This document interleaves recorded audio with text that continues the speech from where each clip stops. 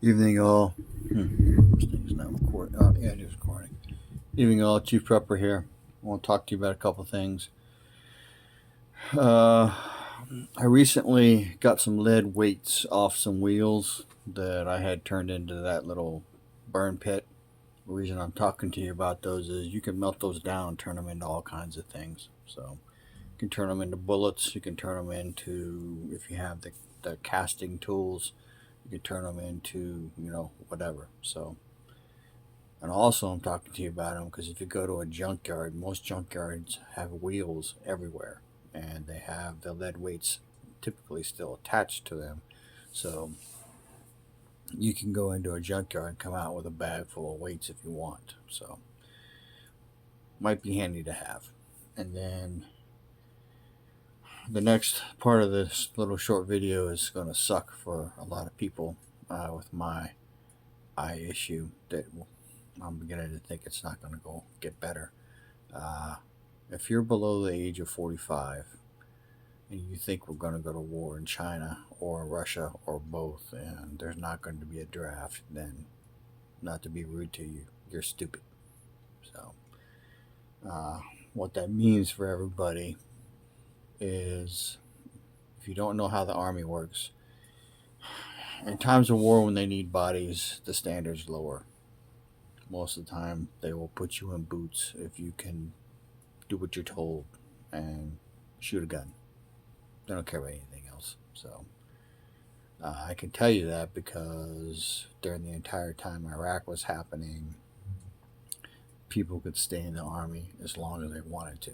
I was one of those who could have retired or stayed where I was after the first deployment, trained for another year, then did another deployment, and then come home and retired. Uh, Sorry, my computer is loading CDs. Come home and retired, or PCS and try and stay for a few more years, which is what I did, and increase my retirement check, at least until the government stops writing it.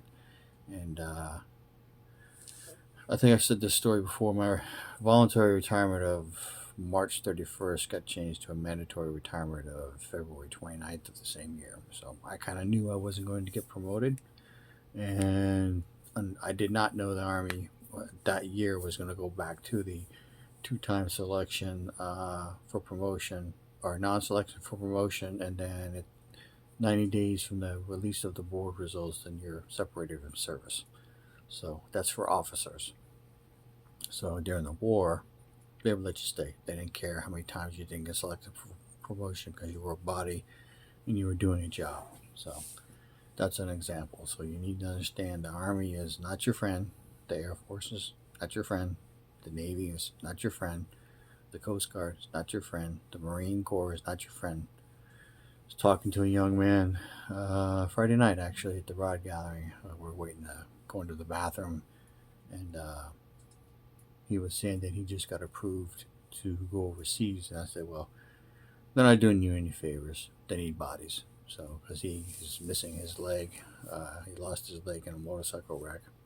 So, just understand if we're going to war, and that's what it looks like, and you think there's not going to be a draft, you're foolish. So, the other thing is, I've been talking about loading music on CDs. I got about 20 to go or so, and then there's another entire like Rolodex container that I have that I cannot find. But when I'm done with this, all of the CDs that I can find will be on my iTunes program. Then I will sync it to my iPod.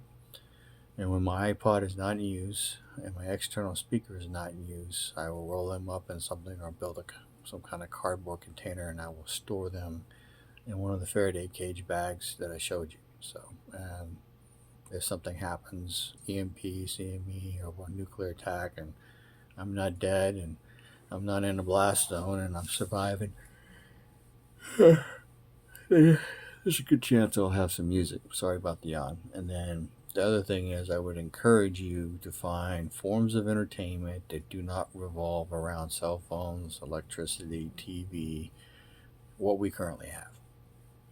Go invest in board games. Go invest in decks of cards. Go invest in the game. I can't remember what it's called. Jacks. It was Jacks and a ball. Uh, Learn how to do hopscotch on the ground. So buy some chalk. You know, teach the kids kick the can and all the some of the games that some of us played when we were growing up: kickball, dodgeball, football, street ball, basketball. Things that don't require electricity. And for any and all of those of you who get drafted, uh, be good at what you're going to do. Because whether or not you believe in the war, if you're involved in a fight, it ain't going to matter what you believe, because you will fight to survive. So that's just the way that is. And it won't be about your political beliefs. It won't be about whether you believe in the war or not. It'll be about not dying and hopefully protecting those guys that are to your left and your right, or gals. There may be women. So uh, stay safe. Keep prepping. Information is knowledge and power. Chief Prepper out.